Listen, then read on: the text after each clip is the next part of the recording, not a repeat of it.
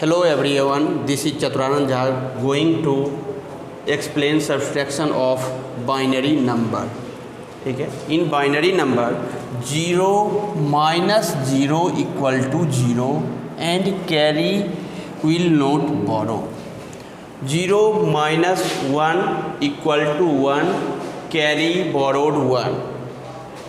1 minus 0, that is 1, and carry borrowed 0. 1 minus 1 equal to 0 and carry 0.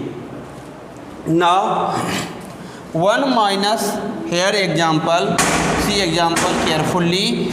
1 minus 0, that is 1.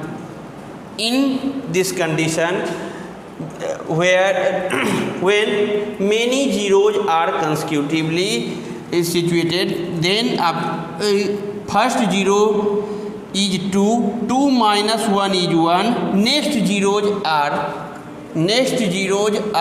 1, 1 minus 1 equal to 0, 1 minus 0, that is 1, 1 minus 0, now here 0, 0 minus 0, that is 0, 1 minus 1 equal to 0. Thanks.